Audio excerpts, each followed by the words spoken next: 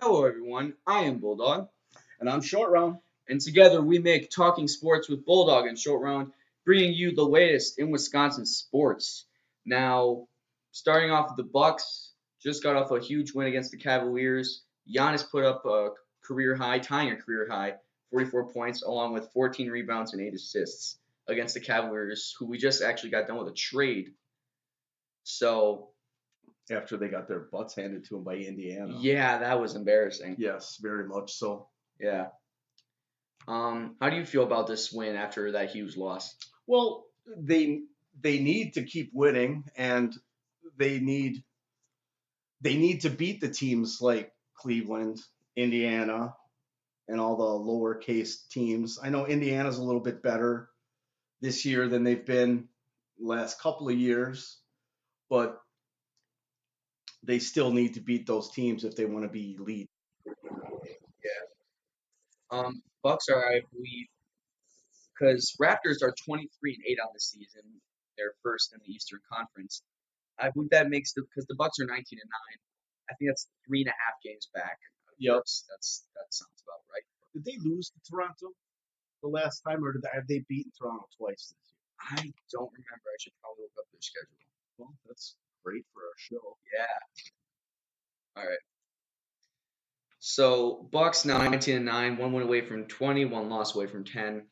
So Well, it's one of the best season they've had in quite a lot. 10 years, I would say. If not more. Probably your lifetime. Oh, the best season of my life. Oh, yeah. All right. Raptors beat the Raptors by 5 last Sunday. Okay, so they beat the Raptors twice this year, just like I thought. Yeah. And Toronto's number one seed in the East so far. Yeah. Bucks are 2. Yep. And they got that going for them. So basically, I think the Bucks can win the East. And So I think they can take it to Golden State too. so does a former player, an elite player. On ESPN, Paul Pierce said to the world he believes the Bucks can make the Eastern Conference Finals. Well, they should. Yeah. They're shooting like no one's business. They have Giannis. Yeah, And Middleton's starting to play some defense. he is. So they probably put in some work in practice. Yeah, I mean Middleton when he first came, he was an afterthought, and they kept him for his defensive Well, problems. so is Giannis. I mean, no one No, really had any confidence in him. Well, I mean, just because he was a 19-year-old Greek kid that no one's ever heard about, but and no one could pronounce his name. well, they still can't. Well, Can no. you? I can't. I can. Giannis Antetokounmpo. Well, good for you. Look what you did. Your mom's proud. In front of our live studio audience today. All right. We're doing this live in front of a studio audience. Who the funk? So you like you just got done saying you believe that Bucks can make it far in the playoffs this year? I do. They need to step up their offense. They can play with anybody. And last year you would have never thought that. They still have a hard time stopping that corner three, but their defense has stepped up. It's plenty. It's noticeable. And the acquisition of Brooks Lopez, whatever. He doesn't even listen to this show. So he's not going to come at me. When he comes at me, we'll talk. All right. I'll apologize. All right. Keep going. Yeah, Lopez, that's the shooting that they needed from a center. They got it. I still think they need a solid rebounder besides Giannis. I mean, Giannis is Mr. Everything, and he's Mr. Everything in the NBA right now. Oh yeah, he's the dunk leader. Just unbelievable. He shoots 98% when he dunks. 99%. Probably. He's missed a couple. Oh yeah. But that's pretty much all he does when he gets in the paint. He's so long. Yeah, he's got a 7'5" wingspan or something like that, and he's 6'11". Yeah. That comes in handy a lot in the NBA because that's basically if you're not tall, you're not doing anything unless you pass. Right. Well, that was the Bucks saying lately. They drafted and took players with like Thon Maker. Or like Yeah, arm. long reach. And Thon Yeah. Maker's having a good season coming off Really? the bench. Yeah, he's averaging 6 points a game. How in many? 12 minutes. I was gonna say 12 minutes a game. How many? 4 rebounds. 4 rebounds. How many assists? Well, he's not a big assist guy, but Alright. well, that'll come with he's time. getting blocks. Yeah, that's good. I think he's second on the team in blocks. Really? Yeah, I think For coming off the bench. And playing 12 minutes. That's honestly fantastic. They drafted him just like Giannis on potential. And they just gotta feed him ice cream more on the sidelines. Yeah, he should eat a gallon of ice cream every day. Yeah. While he's strapped to a bed and not moving, just he's so he so gets fat. skinny. Well, he's tall. Yeah. It's good for his heart that he's not fat. Because big, tall guys that are big like that, their hearts, that's too much to take. Yeah. So, have you had a chance to look at George Hill yet? No, I haven't got to see him play. I saw him a little bit on Friday. I didn't have a lot of time to kind of stay and look at the game, but I didn't get a chance to look at him. I haven't even seen any of his numbers yet, or his numbers since he's been in the Bucks. That's a good question. I have great questions at all times. I mean, he's only been with the Bucks like what, 2 or 3 games, maybe 3. 3. 2 probably because the first game he wasn't there after the trade. Oh yeah, he didn't come in until after. Okay, yeah. I mean, if the Bucks felt like they could trade Dellavedova and Henson for those guys, I mean, they had to have seen some. That it was mostly a contract move. I mean, they're freeing up money for next year because they have to pay Middleton. They're going to have to pay Brogdon. Well, he's getting paid 19, or George Hill's getting paid $19 million a year. Yeah, but this is his contract year. His contract year, so he's off the books.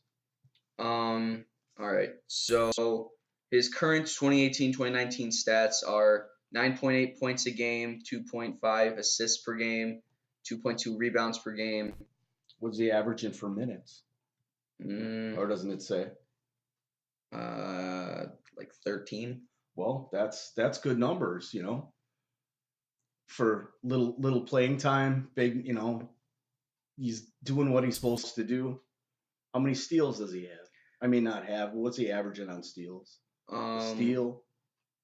Right now he's averaging 1 per game. 1 a game? Yeah. That's a journeyman. He's averaging 20 minutes. 20 minutes? Yeah.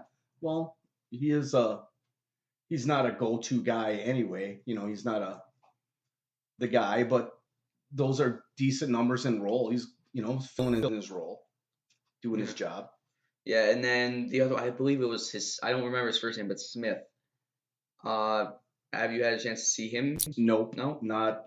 I haven't had a chance to see any Bucks games since the trade. Really? I watched a little bit on Friday, but was distracted.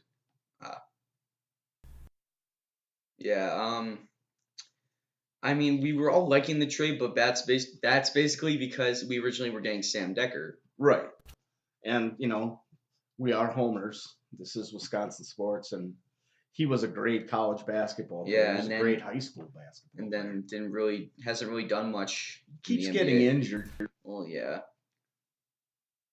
And he was on teams that had depth at his position, and so they weren't really using him. Right. Yeah. I think hopefully he'll find his niche. Yeah. Right now he's averaging 5 minutes a game. Who, Decker? No, Smith. Smith. How many blocks? Rebounds? Rebounds. 4. Well, he's played 1 game. How many rebounds? 4. Well, no blocks, no assists. 1 turnover. Yeah, they got him for the rebounding. They got him for height because he is 7 feet tall. Yep, giving pounds. Lopez a blow. Yeah. Shall we move on to the amazing high school bowling? Yes, Germantown High School varsity bowling, who are now 5-3 this season, the defending WIAA state champions, won both matches on Saturday. I heard the team did well. Yeah, their anchor bowler, which for those of you, because bowling is it's kind of an underrated sport. It's not really as popular as it used to be. No, not at all. Uh, It's coming back. it is, yeah. For those of you listening who don't know exactly how bowling works, on high school bowling, there is 5 bowlers in a lineup. The first bowler will bowl the first and sixth frame, 2 and 7th frame, and then so on and so on. The person who bowls the 5th and 10th frame, we call the anchor bowler, and that's usually Usually your best bowler, yeah, the guy you can count on to to get a mark yeah. or a couple of strikes. The anchor bowler for Germantown, Isaac Lewick, a senior, in the second match against McWanago, bowled a 100% field percentage, meaning he got all strikes and spares, left no pins standing. That's quite an accomplishment, especially being the returning state champs. I think he's the only returning bowler from the state championship team. Zach. Oh, Zach was on that too. Zach Okay. Harrod, yep. Um, Junior now. There you go. And then Sean Geezy, technically. That's a tough thing, you know. Every week, you guys are, you know, you're the team to beat. Every coach tells them, you know, these are the defending state champs, third in the nation. Yeah. You guys are ranked in the 10th, something like that. Something like that. Yeah, I think you guys are coming along well. Yeah. Yesterday bowled 2 matches. The minimum in high school bowling is 7 matches. We both times had to go over. You had to go for your 8th game. You bowled 7 games, and the first team to 5 wins. Mm-hmm. Basically, yeah. The first team we played was Waukesha Southwest, and they had, to be honest, in the third position or third bowler. Yeah, honestly, like Belmonte looked like he two-handed, and it just looks I doubt he had many opens. Really? Yeah, and he was consistent. I didn't get to come to the match this week or yesterday anyway. Yeah. But Belmonte he's not related to the Pro Bowler Belmonte, is he? No. Like that's not. No, I meant he had like Belmonte style. Oh, okay. Like he was bowling two-handed. The two-handed. Yeah, and plus like just how it looks and he was always hitting that pocket. It was. I'm not a big fan of that two-handed bowling. Really? It doesn't. You don't. To me, just from I can't do it. It doesn't seem like you have much control on your spares. You know what I mean? And I don't think you have a lot of longevity of a career because you got to put a lot of torque on your back and your shoulders. Yeah. It's kind of like golf. If you're a big heavy swinger like that, you tear up your back at an early age. Hmm. And is that true that Coach Joni is going to retire this year? It is. I was not aware of that until yesterday, and it really kind of saddens me. She's a great bowling coach. She's been doing it for a long time. Yeah. She's a good bowler, great lady. If any of you people out there don't know her, come down to Classic Lanes on Tuesdays and Wednesdays. She's a great coach. Yeah. She's touched a lot of lives, made a lot of, you know. She was the first bowling coach I ever had. Yep. And you owe her just about everything you got. No doubt. Kind of the most out of anybody. I mean, all my coaches that contributed, but she. And Coach Joe, he's a great coach too. He's been there. You know, they started that program at Germantown. Mm-hmm. Giving them a shout out. Hey, Joe. Joni. Yeah. And everybody calls Joni Grandma, by the way. Mm-hmm. Yeah, she's always gone by that name. I don't know what started that. I think because her grandson was on the team. Oh. I think. That's probably it. So should we move into Packers now? We can. All right. Packers are in Chicago this week for the longest reigning rivalry in the NFL. Yeah, and they're dogs again this week. And everybody, you know, who listened to our show last week, we were both wrong on our predictions by a long shot. Predictions. I picked the Packers to get crushed, and I was wrong. Go figure. That's why I'm a welder. not a not That's why you a. got a face for radio. Yeah, I do have the face for radio.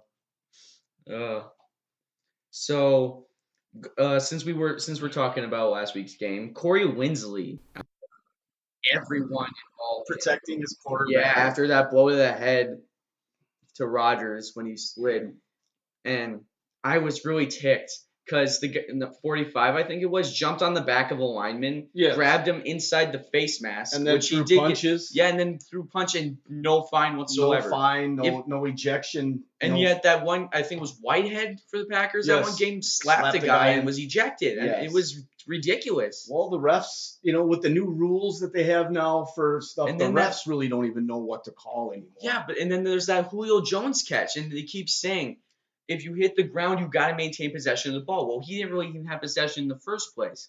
He was holding it against his leg, and when he hit the ground, it came out. It's a conspiracy theory. Oh, my God, I think the NFL does not want the Packers to win this year. Well, I mean, I don't want the Packers to win any more games this year because draft picks. Well, they're not going to make the playoffs. There's people saying if they do make the playoffs, what are they going to do? They're going to get their butts handed to them, and because all of their team's injured, and then they're going to get a 22 or 24 pick. Who wants that? Packers need depth. They don't have it. Some of the players that they have are either injured or, 2 weeks ago they were bagging groceries or shoveling snow, and now they're playing NFL football. I don't know. I'm very upset with the way things are going, and I don't want the Packers to win. Yes, I'm one of the biggest Packer fans that walk and breathe, but we need a deeper pool of talent to reach into. And I'm tired of trading out of the first round for defensive backs when we could have picked capable outside linebackers that are having reasonable to great careers. And we trade out to draft a cornerback that can't play because he's hurt. I'm starting to question the theory up in Green Bay.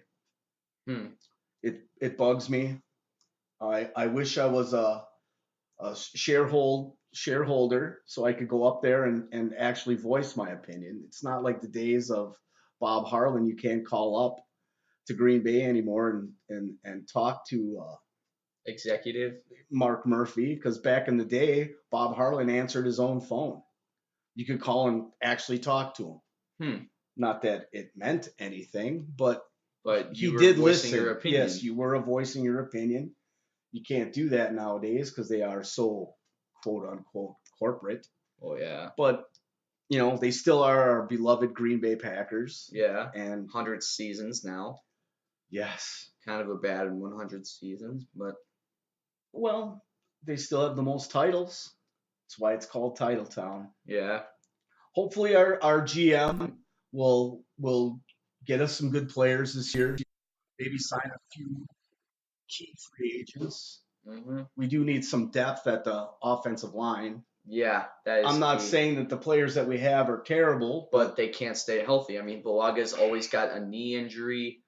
Bakhtiari's knee too. I mean, but they're big men going against bigger, faster, stronger men. Yeah. It's like stopping a freight train or a school bus. Mm-hmm. I've noticed it's a lot of knees, like the offensive linemen. They always blow out their knees. That's always because you got guys rolling up on them and guys falling, hitting your side of your knees, and they're big men. 320 pounds. That's a lot of torque on your legs and all your muscles. And I truly think that the players, even though that they have to do this, they overtrain. Back in the day, they used to come in and get in shape during preseason, and now they're coming in mid-season form. I think we touched on that a little bit last week. We did a little bit last week. It's just a lot of money that isn't going to good use. And I'm just sounding like a little crybaby whiner because my Packers aren't winning, which is true. But I am a crybaby whiner. But I went through these in the 80s when The Packers were they putting up absolutely consistent they losing absolutely seasons. sucked, you know, and we Yeah, had to live through the Tony Mandrich pick, even though everybody on God's green earth would have took Tony Mandrich at 2. really. But yes, he was all of that, and the steroids was nobody really cared at that time, Hmm. you know, and the out of the 8 players that were drafted 1 through 8, Tony Mandrich is the only one that didn't make it to the Hall of Fame. Fun fact of the day. Fun fact. Yes, it is. Uh, Adding back to the consistent injuries that all the Packers players are facing, Byron Bell, or backup lineman, I think, added to the IR to add on to that big list I Yeah, all their name dropped offensive last linemen. week. I think Jake Ryan, you got Mike Daniels, Muhammad Wilkerson, The Geronimo list goes Allison. on and Yeah, it on and goes on. on. But It's two. 2010, they had 15 players. I think it was 8 starters at one time were on the IR, and the Packers still went to the Super Bowl and won. You know, the next man up theory kind of pittered out in Green Bay.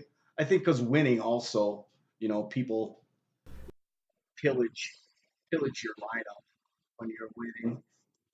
You know, they pillage the practice squad, any free agent. It's the curse of winning, but we are the Packers, and we can't have losing. No, you cannot. You know, and here I I'm mean, going under this. you get no one's gonna have an undefeated season. I mean, No, it's very rare. It's only happened fully twice, 2 or 3 times. but I mean, The it's Packers not. were one. They were like They're 11 or 12 0-1 or 13 0-1 or something like that back in the day when they only played 14 games or 12 games or whatever it was. Yeah, And then the 72 Dolphins, yeah, with Don Shula, yes. Zonka, and Mercury Morris, all them guys. Yeah. Was that the Dan Marino era too, or No, no, not yet? that's Bob Greasy. Ah, I was a small boy in 72. I think I was 5. wow, that long ago, huh? Yeah, thanks. Thanks, buddy. All right.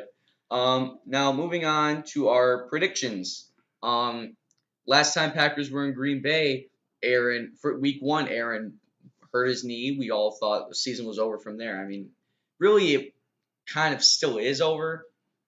It Heading back into is. Chicago or heading back to play Chicago, but then Aaron in week 1 just an onslaught of touchdowns in the last half. That was the Aaron Rodgers magic, but the Aaron Rodgers magic kind of shut off after that.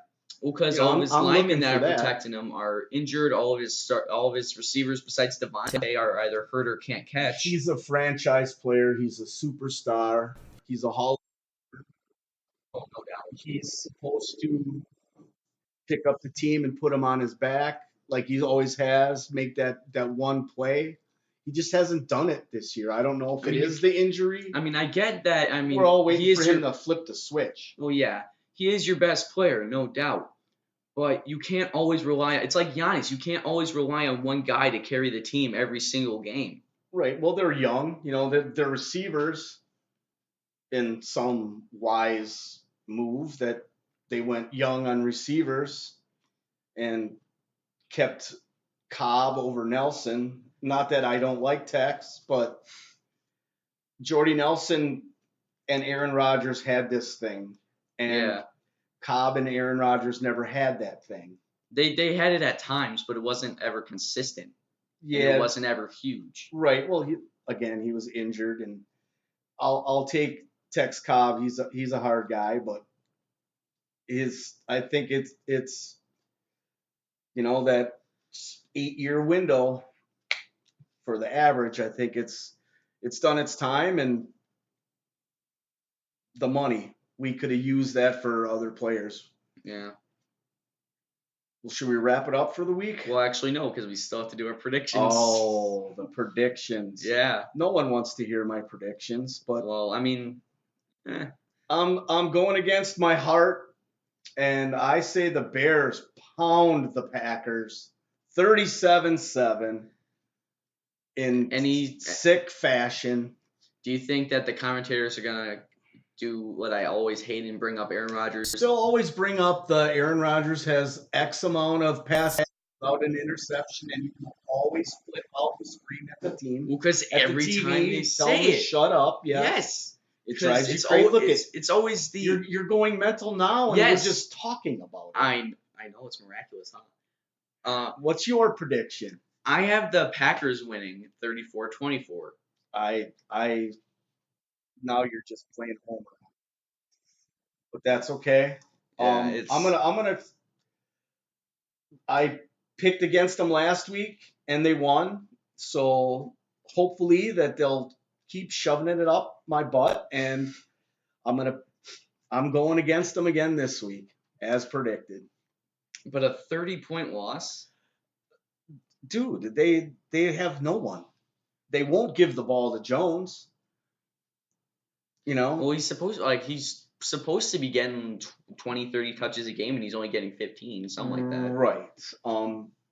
I think they should sit him, sit Rodgers, sit Adams. You've been saying that since the first episode. Yeah, I know, but still, I think they should see what we got and clear house and bring in some free agents and some high draft picks.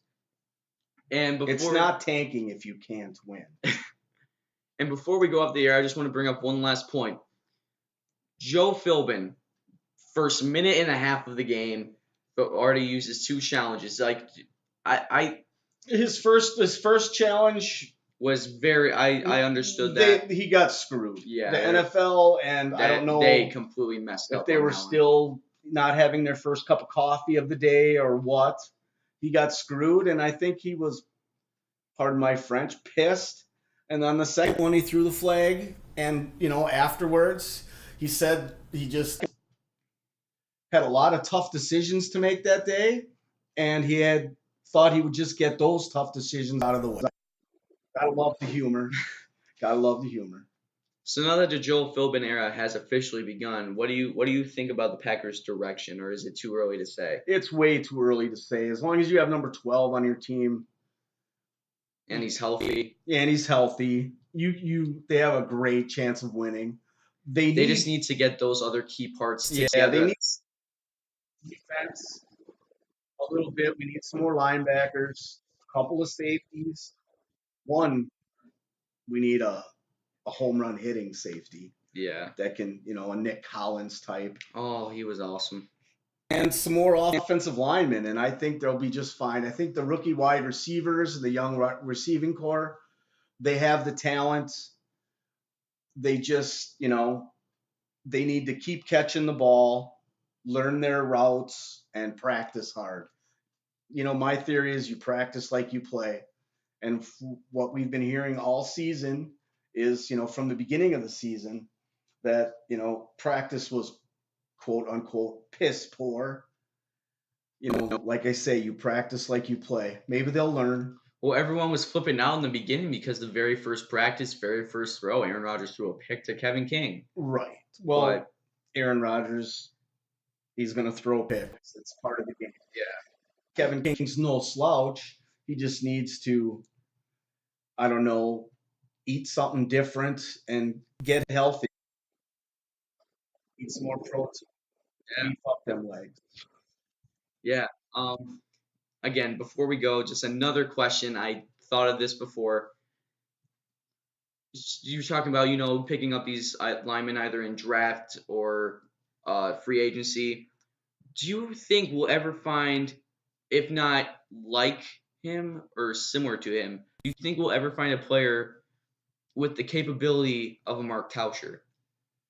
Wow. Tausch was an afterthought, but he's a Wisconsin boy. He had his first penalty in after 9 seasons? Yeah, he had 1 or 2 holding penalties in his whole career. Just show us how good he was. Yeah, he was good. Well, the Wisconsin Badger product, lineman U. Yeah, there's Matt. Is it Matt Frederick? Fredericks, yeah. Yeah, and then there's a couple other. Oh, there's There's many many others. Joe Thomas. Really?